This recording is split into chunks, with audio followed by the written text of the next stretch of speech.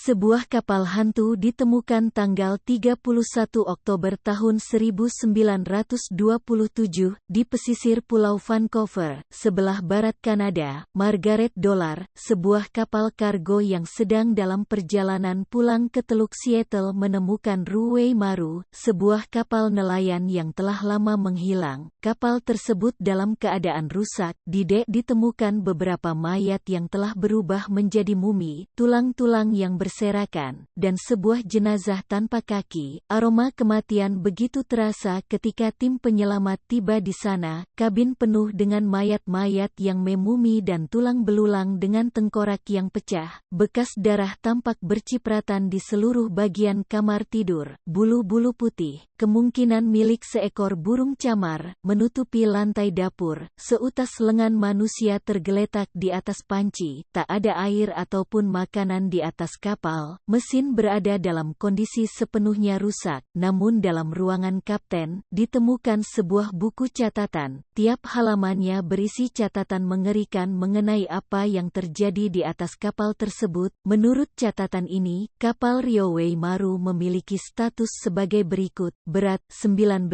ton, pemilik Fujisaburo dari prefektur Wakayama, Jepang, Kapten Miki Tokizo, kepala bagian mesin Hosoi Denjiro, jumlah staf kapal 12 orang, meninggalkan pelabuhan Misaki pada tanggal 5 Desember tahun 1926. Para penyelamat menyadari bahwa kapal ini terombang-ambing selama setahun, namun mereka merasa curiga. Di atas kapal, mereka hanya menemukan 9 jenazah, padahal seharusnya ada 12 orang di atas kapal. Apa yang terjadi dengan 3 orang sisanya? Kapal Ruwei Maru berlayar dari pelabuhan Misaki di prefektur Kanagawa pada tanggal 5 Desember tahun 1926 untuk memancing ikan tuna di lepas perairan Choushi di prefektur Chiba, Jepang. Kondisi cuaca buruk dan mesin mengeluarkan suara yang mengkhawatirkan. Pada tanggal 6 Desember kapal tersebut berlabuh di pelabuhan Choushi, namun tak ditemukan masalah pada mesin sehingga mereka segera berlayar lagi dan berhasil menjaring ikan tuna yang banyak di dekat Choushi. Namun tiba-tiba, kapal mengalami bencana badai. Kapten tak mampu menavigasikan kapal melewati badai. Pada tanggal 15 Desember setelah kapal tersapu hingga 1000 mil ke tengah laut, Kapten kapal 2 melihat kapal nelayan lain di pesisir wilayah Kishu, dekat Wakayama, dan prefektur Mi. Sinyal dikirimkan kepada kapal-kapal tersebut, memanggil kapten dan para krunya mencoba meminta bantuan, namun mereka tak memberi jawaban. Kapten Miki menyatakan pada krunya bahwa hanya ada cukup makanan untuk jangka waktu 4 bulan. Sebuah kapal lain, Oriental Steamship, melewati mereka pada tanggal 16 Desember. Lagi-lagi, meskipun usaha yang dilakukan para kru kapal Ruwei Maru, kapal tersebut sama sekali tak memberikan jawaban. Catatan kapten kapal mengungkapkan kecemasannya dalam catatannya, "Tak peduli usaha apapun yang kami lakukan, kapal ini tak mau berlayar ke arah barat. Usaha kami kembali ke Jepang sepertinya akan sia-sia. Yang bisa kamu lakukan hanyalah menunggu kapal lain lewat dan menolong kami. Kami sudah memutuskan untuk mengapungkan kapal kami menuju Amerika. Kami hanya mengandalkan layar untuk membawa kami ke arah timur laut. Namun berlayar ke Amerika dengan sebuah kapal layar sama halnya dengan usaha Columbus menemukan benua Amerika." Berikut ini catatan kapten selengkapnya dalam catatan yang kami temukan. Tanggal 27 Desember, menangkap 10 karung tuna. Tanggal 27 Januari, melihat kapal asing. Tak ada jawaban. Hujan. Menggunakan ember untuk mengumpulkan air hujan, akan dipakai untuk air minum. Tanggal 17 Februari, persediaan makanan semakin menurun. Tanggal 6 Maret, tak menangkap ikan satupun. Tak ada makanan tersisa. Kelaparan dan kematian sangat dekat dengan kami. Tanggal 7 Maret, orang pertama yang meninggal, Hosoi Denjiro, sang kepala bagian mesin. Aku hanya ingin menginjakkan kaki di tanah Jepang lagi. Ia mengerang begitu sesaat sebelum ia meninggal. Kami mengadakan upacara penguburan di laut. Tanggal 9 Maret, kami menangkap ikan hiu yang besar. Nawe Suneji tak mau memakannya dan memilih mati. Kembali kami mengadakan upacara penguburan di laut. Tanggal 15 Maret, Izawa Sutetsugu, yang selama ini menulis log kapal, meninggal karena penyakit. Kini Matsumoto Gennosuke yang akan menulis. Kami melakukan upacara penguburan di laut. Kami kini berwajah pucat dan suram, jenggot kami panjang dan tak terawat. Kami seperti zombie yang berjalan tanpa arah di atas kapal, benar-benar pemandangan yang menyedihkan. Tanggal 27 Maret, terada Hatsuzo dan Yokota Ryounosuke tiba-tiba berbicara nonsens. Hieo, itu Gunung Fuji, kita tiba di Amerika.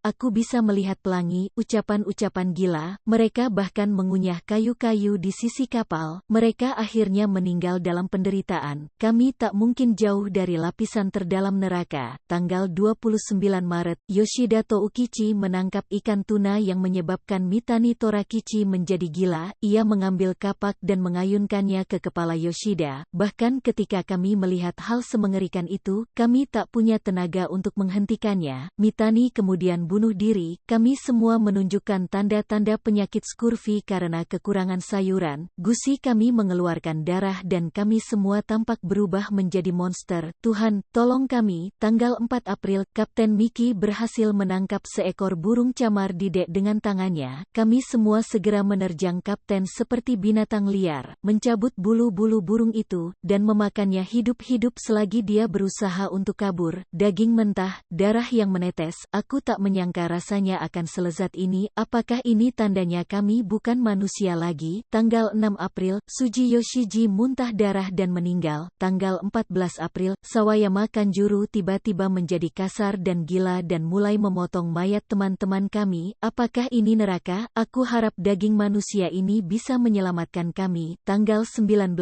April, Toyama Kazuo dan Sawayama Kanjuru berebut daging di dapur. Kami semua telah berubah menjadi iblis, tapi kami masih berharap bisa pulang lagi ke rumah. Malam itu, keduanya meninggal dengan darah melumuri tubuh mereka di lantai. Tanggal 6 Mei, Kapten Miki tak bisa bergerak lagi. Dari 12 orang yang memulai perjalanan ini, hanya Kapten dan aku yang masih tersisa. Kami berdua sangatlah sakit dengan beri-beri dan gemetar tiada henti. Tanggal 11 Mei, hari mendung, angin yang kuat datang dari arah barat laut. Kapal hanya terombang-ambing mengikuti angin. Kami tak melihat daratan, kami tak melihat siluet kapal. Yang bisa kami lakukan hanya menunggu kematian. Jasad teman-teman kami telah membusuk, gumpalan daging lepas dari tulang mereka. Bau kematian, hanya ini yang bisa kamu lakukan. Melihat tulang belulang itu dan menunggu saat-saat terakhir kami. Catatan itu berakhir di sini, tapi di salah satu kayu kapal, sang kapten menulis sebuah pesan bagi keluarganya sebelum ia meninggal. Dengarkan apa yang aku katakan. Ketika kamu besar, janganlah menjadi nelayan, jangan sampai kamu melakukan kesalahan yang sama seperti ayah. Kumohon kepadamu, jangan menjadi nelayan, jadilah yang lain. Maafkan ayah, ayah tak bisa kembali, maafkan aku. Namun kenyataannya jauh lebih aneh daripada fiksi. Ketika menyelidiki catatan kapal tersebut, para penyelidik menemukan berbagai keanehan. Pertama, kapal itu berpapasan dengan puluhan kapal lain, namun tak ada satupun yang menanggapi sinyal darurat mereka. Kedua, dalam keseluruhan perjalanan mereka melintasi Samudra Pasifik, kru Ryowei Maru hanya melihat satu burung camar. Keanehan lain datang dari pengakuan Richard Haley, kapten dari kapal kargo West Ison, yang mencatat ini. Tanggal 23 Desember tahun 1926,